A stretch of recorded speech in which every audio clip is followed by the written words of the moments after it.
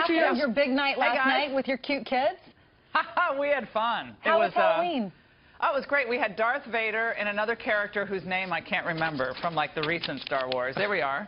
And then we had the vampirist, and I have newfound respect for all of our makeup people at Fox after trying to apply to Maria some ghoulish white on her face. I mean, it was quite something. I didn't get the blood right, but we had fun nonetheless. You know, Laura, I'm always amazed. Now, one costume is usually not enough. Now they have to have one for school. Right. They have to have one for gosh, one for the love party. that? Saying, yeah. Right?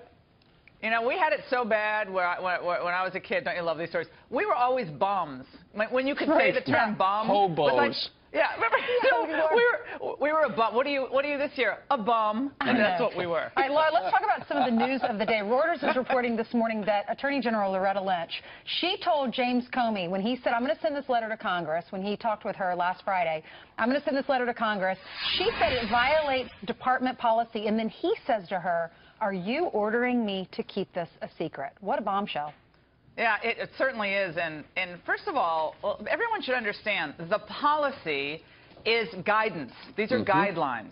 And the guidelines instruct that you shouldn't be timing your investigation to affect the outcome of the election. Now, anyone who thinks that Comey is out there calculating when to release information to affect the outcome of the election, then what was he doing when he did his press conference to say that there was no reasonable prosecutor could find grounds for an indictment on a crime? So all of this is just ridiculous. It's guidelines. And that's why President Obama came out yesterday and said that he has faith in Comey's integrity, and he didn't find that he was trying to affect the election, which was very interesting. Didn't get enough coverage about how Obama did praise Jim Comey. Very interesting. I loved it. At least you're staying consistent, unlike every other Democrat out there. And if you look at what Donald Trump said, he said, listen, I don't agree with what he said in July. I thank him for reversing himself here in this case. He's not saying what I said in July was incorrect. He thinks that James Comey did the right thing now.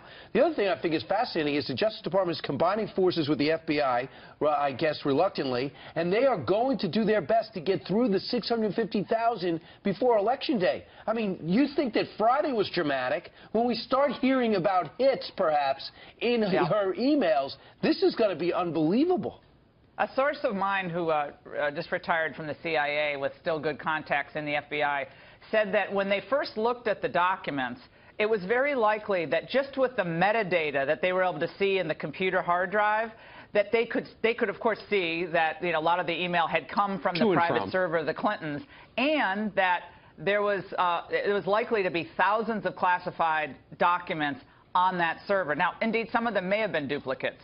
But there is no doubt that, in my mind, with my previous experience in the law, there is no doubt in my mind that the federal prosecutors looking at this, investigators looking at this, saw something fairly dramatic. I mean, it wasn't just seeing like, hey, how you doing? Go great. Yoga class go well? Yeah. How's your daughter's wedding? No. That's not what they saw. The metadata allows them to see a lot more than we're led to believe. And if they can digest 50 to 75 per hour, and if they have, and they can cull down from 650 to 10 to 20,000, the Wall Street Journal has a whole breakdown. There's really a lot of hope they're going to get to the bottom of this quickly.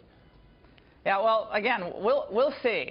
What I found stunning yesterday is so many of our colleagues in the media, who are supposed to be objective journalists, they covered this thing, and I know you guys did some of this earlier, they covered this as a Comey scandal. This is all about the conundrum for Jim Comey. It was unbelievable. If you just swap out Hillary Clinton's name and you put Donald Trump's name in the same set of facts, they would be treating this like a political Armageddon. But once again, the media show us exactly where their allegiances lie, which is with the Democrat Party. It's been obscene how they've turned on Comey to such a flagrant degree when even the president said, I don't think that's what Comey was doing. I think he doesn't question Comey's integrity in this investigation. And to the point that Donald Trump has been making, that the system is rigged, and combining it with the media, as it turns out, now thanks to WikiLeaks, we're discovering that Donna Brazile, who is the interim head of the DNC, apparently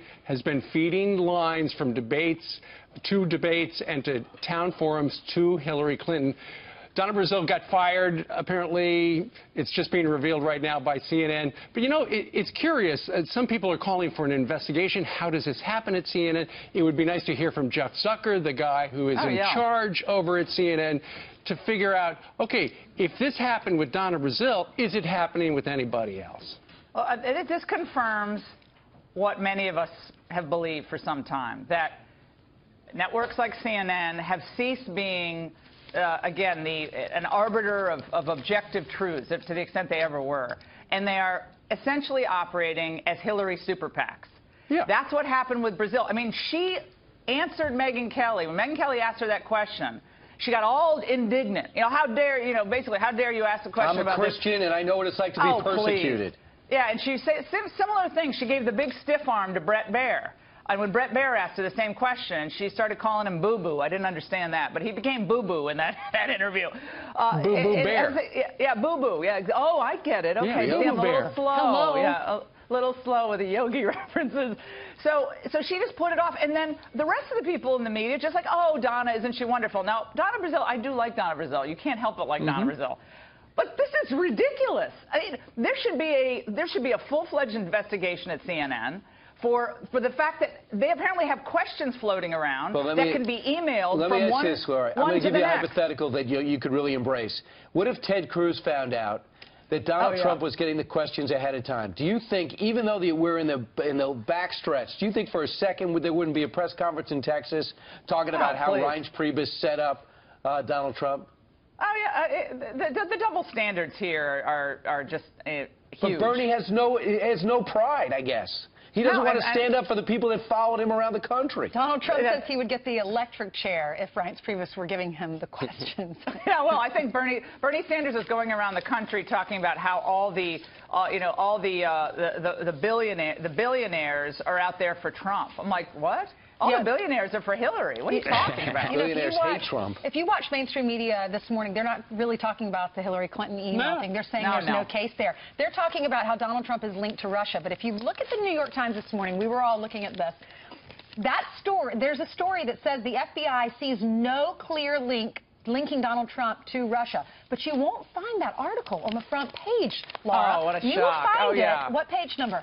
A21. 11. Oh, yeah. This is the headline. 21. Investigating Trump, FBI sees no clear link to Russian government. Right. And the you story... See, that's just the FBI. The FBI is in cahoots with the KGB, which is in cahoots with the Republicans. That's what James Carville was sputtering on MSNBC. It's so bad that James Carville is attacking poor Thomas Roberts on MSNBC, who I don't think is a big Trump fan, but he was actually accusing Tom Roberts of like doing the bidding for Trump yesterday on television. This is crazy. But this is the other story about Trump. In the 90s crisis, Trump used a tax tactic now banned. Not banned then, but let's focus on the 1990s. Okay, so there's a little media bias out there. Laura, before you go, because we're 7 days out, obviously right now, given this news of the day, Trump is surging. What happens? I think Trump is going to win a few states that right now nobody predicts he's going to win. I think it could be an outlier state. You know what I'm going to do, just for my old Connecticut roots. Connecticut is in terrible shape. They've had some terrible governance with Governor Malloy, lost GE and so forth. I'm saying that Connecticut, I know this is an outlier, but I'm just Connecticut. That's crazy. You need change. I know it's crazy, but I'm just going to say. But I'm going to give an example. A state like Connecticut, perhaps a Wisconsin, maybe even what's happened with the Obamacare premiums in Minnesota. I think there's going to be one or two states, maybe not none of those three, but one or two states which people really haven't gotten a lot of focus are going to go for Trump. Does he win? If that happens, yes. And I think Trump in the end can win this, but he has to play this. He has to play this KGB scandal right. If Donald Trump wins, the first thing you're going to hear is from the Democrats is this thing is rigged, and the electoral process is flawed, and the Russians have stolen our voting machines. Yes, that's going to. That will be the next day's headline for sure, guys. Thank you, Laura. You were on the home stretch. In 8 days, you can start to sleep. Thank you very much. Good to see you.